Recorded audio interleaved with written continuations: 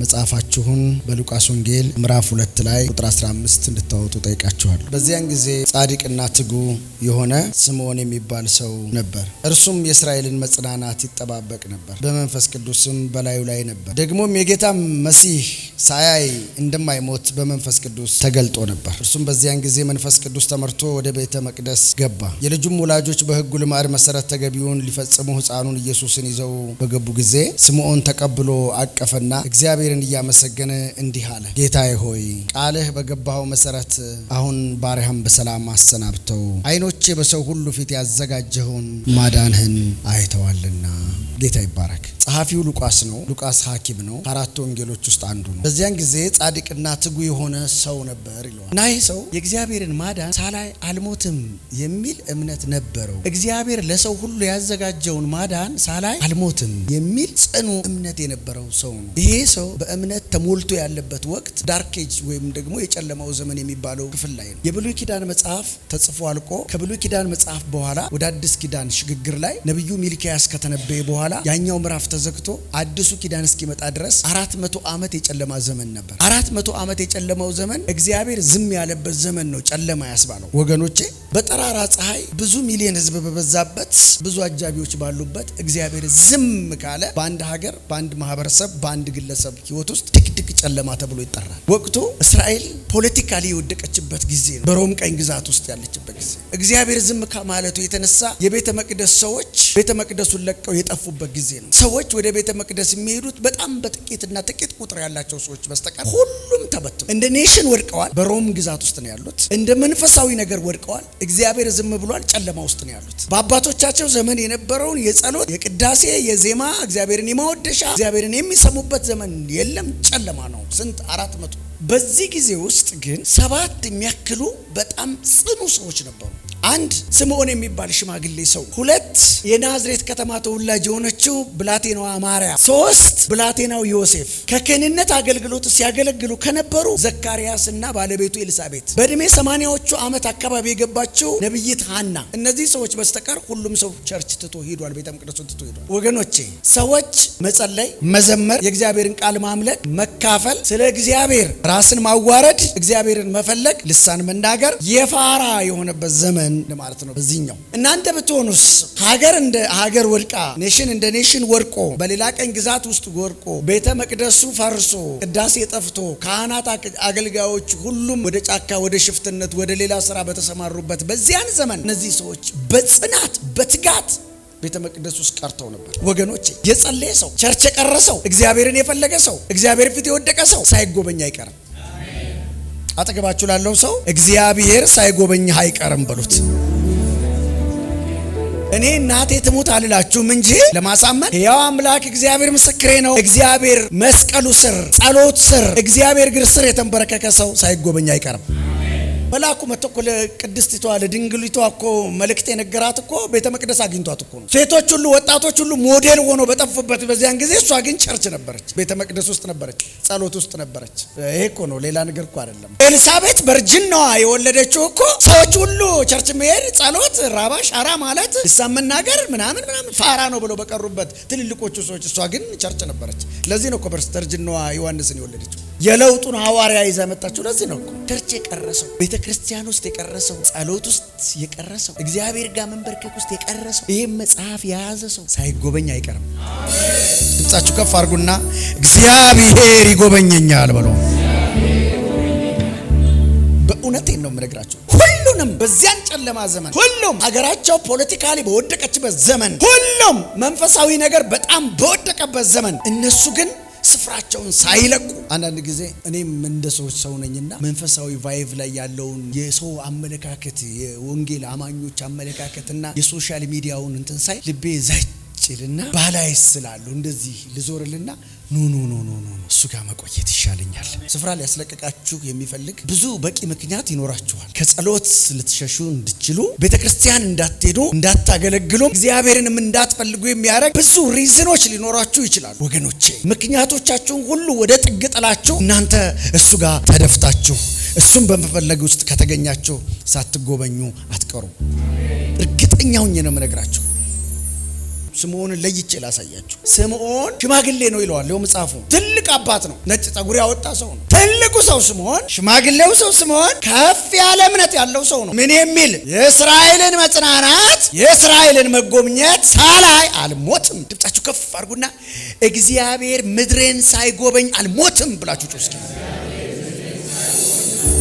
ሃሌሉያ! እግዚአብሔር የእናንተን ቤተሰብ ጨለማ ውስጥ ያለውን ቤተሰብ ነፃ ሳያወጣ አትሞቱም። ወራረዳለው። እምነት ሳይንቲፊክ አይደለም። ሳይንስ 1+2 3 ነው ትላለች። ሳይንስ ጨብጣ ታምናለች። እምነት ደግሞ 0 ሲደመር 0 ቢሊየን ነው ይላል። ሃሌሉያ! እስኪ እንደዚህ ሳላየው አልሞትም በሉ እስኪ። የሆነ የምትሹት ነገር አለ አይደለ? የምትፈልጉት ነገር አለ አይደለ? ረግጠዋለሁ የምትሉት ነገር አለ አይደለ? እሱን ታዩታላችሁ። ይሆናል። ያን የምትሹትን መዝገብ፣ ያን የምትፈልጉትን ነገር እግዚአብሔር ቢያደርገው የምትሉትን ታዩታላችሁ። ሲቹዌሽኑ አይመችም፣ ነገሩ አይመችም፣ ሁኔታው አይመችም፣ ዙሪያ ገባው አይመችም። ሰውየው አልፎ ደግሞ እድሜው ትልቅ ናቸው።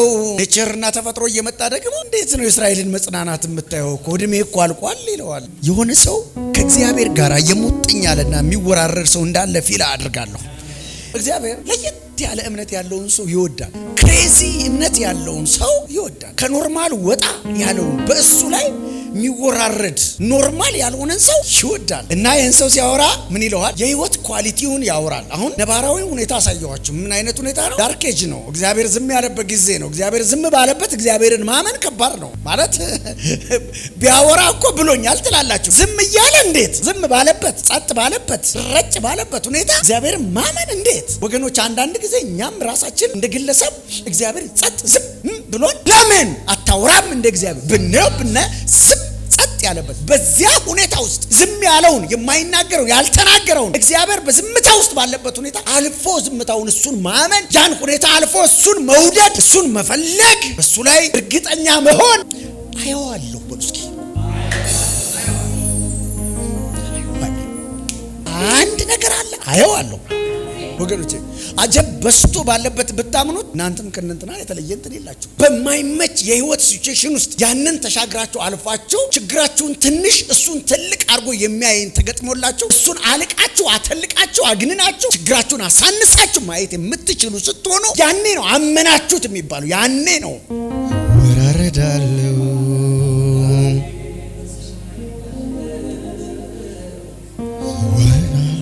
ክብር አምጡ ባካችሁ። ሰዎች አጥንት ውስጥ የሚገባ የእግዚአብሔርን የሚያቆም የሚያጸናና የሚያሻግር የጌታ መንፈስ ብዙ ሰዎች ውስጥ እየገባ ያለው ይችላል ይችላል ይችላል ይችላል ይሆናል ይሆናል ያድነኛል ያድነኛል። ሃሌሉያ ነው። ትክክል ነው ብላችሁ ስትወራረዱ ከነገሮቹ ማዶ፣ ከገጠማችሁ ነገር ማዶ፣ ከጨለማው ማዶ፣ ከግርግሩ ማዶ፣ ከተከበባችሁበት ነገር ማዶ አሻግራችሁ ስታምኑ ምን አለ? የእስራኤልን መጽናናት ሳላይ አልሞትም። ሸምግለሃል እኮ ሲሉት ኖ የአባቶች አምላክ ታማኝ ነው። እግዚአብሔር ዝም ብሏል እኮ። አዎ ግን የኔ አባት ታማኝ ነው። ይሄ ሰው ምን አይነት የህይወት ኳሊቲ ነበረው ስትሉ፣ ይሄ ሰው ጻድቅ ነበር። ራይቸስነስ ራይት ስታንድ ዊዝ ጋድ ማለት ነው። ጻድቅ ነበረ። የህይወት ኳሊቲው ጻድቅ ነበር። ራይት ስታንድ ነበረው ከእግዚአብሔር ጋር። ትክክለኛ የሆነ የህይወት አቋም የነበረው ሰው ትጉ ነበር። አየዋለሁ ብሎ ተስፋ ያደረገውን ነገር እስከ ማየት ድረስ አንድ ቀን አልቦዘነም። አንድ ቀን የማይታክት ሰው ነው። ሽምግልናው የማያደክመው ሰው ነው። ተስፋ መቁረጥ የማያደክመው ሰው ነው። ብዙ የሚያዝሉ ምክንያቶች ዙሪያው ተከበው ግን ማይዝል ሰው ነው። ሁሉም አገልጋይ፣ ሁሉም ደግሞ ቀሳውስት፣ ሁሉም ደግሞ መጋቢ፣ ሁሉም ደግሞ የወቅቱ ፈሪሳውያን፣ ሁሉም ሰዱቃውያን፣ ሁሉም ጥለው ጥርግ ባሉበት ወቅት እሱ ቆሞ ቤተ መቅደስ በር ላይ እኔ ሽማግሌው ስምዖን የእስራኤልን መጽናናት ሳላይ በፍጹም አልሞትም ይላል። የእግዚአብሔር ክብር ሳይገለጥባችሁ አትሞቱም። ቤተሰቦቻችሁ ሳይድኑ አትሞቱም። በዚህኛው ዘመን ቃል ገልብጬ ለመጸለይ ትጉ ነው። ሌሊቱን ይነሳና ይጸልያል። ሰውም ምድሩም ጸጥ ባለበት ሰዓት ላይ እሱ በልሳን ይለበልበዋል፣ ይጸልያል። ያሁኑን ዘመን ስምዖንን ነው እየነገርኳችሁ ያለሁት። ያ ሰውዬ እናንተ ልትሆኑ ትችላላችሁ። አንተና አንቺ ልትሆኑ ትችላላችሁ። አትታክቱም። የሚያታክት ነገር አለ፣ የሚያደክም ነገር አለ። አትታክቱም። ሃሌሉያ! ድምጻችሁ ከፍ አድርጎ ተሻግሬ ጸልያለሁ በሉ እስኪ። ሁኔታዎችን ያለፈ የዘለለ ማዶ ያየ ጸሎት ወገኖች፣ ችግር ጸሎታችሁን ካስቀረው፣ ችግር አገልግሎታችሁን ካስቀረው፣ ችግር እግዚአብሔር መፈለጋችሁን ካስቀረው በጣም ከባድ ነው። ካስቸጋሪው ነገር ማዶ ወገኖቼ፣ ሁኔታውን እናንተ ናችሁ የምትቀይሩት። ሁኔታው እናንተ መቀየር የለበትም። ሁኔታዎች እናንተ መቀየር የለባችሁ። እናንተ ናችሁ ሁኔታዎችን የምትቀይሯቸው። ወራረዳለው ወገኖቼ፣ ነገሮችን ከሰማችኋቸው እና ጆሮ ከሰጣችኋቸው ለማገልገል አይደለም እሱን ለማምለክ እንኳን አቅም ያሰጧችኋል። ለጨለማዎቹ ቀና ብላችሁ ካያችኋቸው ከባድ ናቸው። ክርስትና እንደዚህ ነው። ፌዛ አውት ኦፍ ሳይንቲፊክ ነው። ቀመር የለውም። አሁን ሰውየው የለም። ይሄ ቃል ግን ካሪዝማ ስለሆነ ነው። ቮይስ ነው። ጎልደን ቮይስ ነው። እግዚአብሔር የሚናገርበት ብቸኛ ቋንቋው ይሄ ነው። እግዚአብሔር ሰዎችን የሚያጽናናበት ብቸኛ ቋንቋው የሚናገርበት ይሄ ነው። አሁን እኮ ስምዖን የለም ስለሆነ እዚህ ስላለ ስምዖን ስለሚባል ስማችሁን ተኩት። ለዛሬ ስምዖን ሁኑልኝ። ሰውየው ጻድቅ ነው። ሰውየው ትጉ ነው። የሚኖረው ኢየሩሳሌም ነው። የሚኖረው አሁን አዲስ አበባ ነው። እድሜው ሽማግሌ ነው። በጾታው ወንድ ነው። ሰውየው የተወራረደ ነው። የሰውዬ መንፈስ ቅዱስ በላዩ ያድር ነበር ይላል። ወቅቱ በብሉይ ኪዳን መንፈስ ቅዱስ ሰው ላይ አያድር። ሕግ አሰራር የጣሰ ሰው ነው። በብሉይ ኪዳን ዘመን መንፈስ ቅዱስ ሰርቶ ይመለሳል እንጂ ሰው ላይ አያድር። ብሉይ ኪዳን ዘመን የአብ ዘመን ነው የሚባለው። እግዚአብሔር በመላእክት እየተመሰለ ይገለጥ ነበር። የወልድ ዘመን አለ። ይሄኛው ደግሞ የመንፈስ ቅዱስ ዘመን ነው። ይሄኛው ቤተ መቅደስ የመንፈስ ቅዱስ ማደሪያ ነው። ከሩቅ አይደለም የምንጠራው፣ እኛ ጋር ነው ያለው። ያን ዘመን ግን ሰርቶ ተናግሮ ይሄዳል። በዚህ ሰው ውስጥ ግን ተናግሮበታል። አብሮት ላዩ ላይ አለ። ሾክ እያደረገ ሊሆን ይችላል። የመንፈስ ቅዱስ ንዝረት ሊሆን ይችላል። በመንገድ የሚያስለቅስ ሊሆን ይችላል። የሚያስጮህ ሊሆን ይችላል። የሚያዘምር ሊሆን ይችላል። የልዑል አምላክ የእግዚአብሔር መንፈስ ላያችሁ ይረፍ። አሜን። በሁለት ትልልቅ ምክንያቶች የእግዚአብሔር መንፈስ ወይም የሪቫይቫል እየተቀሳቀሰና እየተገደበ ያለበት ጊዜ። በዚህ ነባራዊ ሁኔታና ሲቹዌሽን ውስጥ አልፎ ፍንጥቅ ብሎ ከመንፈስ ቅዱስ እየተረዳ መንፈስ ቅዱስ የሚያድርበት ሰው ሆኖ መውጣት። አጨብጭቡ ባካችሁ። በዚህ ህይወት ያለ የሰው እናትየውና ዮሴፍ ብላቴናውን አቅፈው ወደ ቤተ መቅደስ ሲመጡ ከብዙ ሕፃናት ለይቶ ለምን ስትሉ ሰውየው በመንፈስ ቅዱስ ይረዳ ነበረ። ያ ቃል አየና ብላቴናውን ይሄው አባት ሆይ ይሄው ለሕዝብ ያዘጋጀውን ማዳን አይቻለሁ። ኢየሱስን ያቀፉት ሁለት ሰዎች ናቸው። አንዷ ማርያም ናት፣ ሁለተኛው ስምዖን። እግዚአብሔር ለምድሪቷ የሚያዘጋጀውን በረከት ታቅፋላችሁ። የኛ ሀገር ሰው በግሉ እንኳን አስቦ የማይወስን ነው፣ በማህበር ነው የሚወስነው። አንድ ጊዜ አንድ ነገር ሰሙ። 30 ምናምን የሚያክሉ ሰዎች ከ6 ኪሎ ወደ 4 ኪሎ ይሮጣሉ። አንዱ ደግሞ ከ4 ኪሎ ወደ 6 ኪሎ ይሄዳል። ግር ብለው እየሮጡ ሲመጡ ያይና ደንግጦ ተቀላቅሎ ወደ ኋላ እሱም አብሮ ከዛ ሩጠው የሆነ መጋዘን ውስጥ ገቡና ምን ሆናችሁ ነው ሲላቸው፣ አይ መንገድ ላይ ልብስ ስንሸጥ ፖሊስ አባሮን ነው። አብዛኛው ሰው በማስ የሚያስብ፣ በማስ የሚወስን፣ በማስ እሺ የሚል፣ በማስ የሚኖር ነው። እኔ ግን ለእናንተ አንድ ነገር እነግራለሁ። ከእግዚአብሔር ሰምታችሁ ከእግዚአብሔር ተረድታችሁ በኢየሱስ ስም መኖር ጀምሩ። ስለዚህ እንደዚህ ብዬ ጨርሳለሁ። ዩኒክ ሆናችሁ በልዩነት እግዚአብሔርን ተወራርዳችሁ ስታምኑት ስትከተሉት ያ ሰው ሳይጎበኝ አይቀር። ጻድቅ ነበር፣ ትጉ ነበር፣ መንፈስ ቅዱስ በሱ ላይ ነበር፣ በመንፈስ ቅዱስ ይረዳ ነበር። እነዚህ ሁሉ የህይወት ኳሊቲ ሞልተውት ሰውየው ሳያይ እንዴት ሊቀር ይችላል ታዲያ? ከዛ እንደዚህ ነው ያለው፣ በሰላም አሰናብተው ባሪያ ለሕዝብ እስራኤልና ለአሕዛብ ያደረግከው ማዳንና ክብር አይቻለሁ። አሁን ቃልህን ፈጽመሃል። ሰዎች በሁኔታዎች ቃል ላይ ፈጽሙ ይችላል። ስምዖን ለምንድን ነው ያለው? ከነቢያት ዘመን ጀምሮ የእስራኤል መጽናናት እንደሚመጣ ያውቃል። የእስራኤል መጽናናት እንደሚመጣ እንደሚያቅፈው ስለሚያውቅ ያን ትንቢት አሁን እኔ አየዋለሁ ብሎ ተወራረደ። በቃ ምናልባት ለኢትዮጵያ ቤተክርስቲያን ትንሣኤ እናንተ ልትሆኑ ትችላላችሁ፣ እዚህ ውስጥ ያላችሁ ሰዎች። እኔ አላቅም። ስብከቴን ጨርሻለሁ። ይሄን የሰማችሁትን በስፋት በጥልቀት ከኔ በላይ ሊያስረዳ የሚችል ጌታ መንፈስ ያገኛችሁ። አሜን።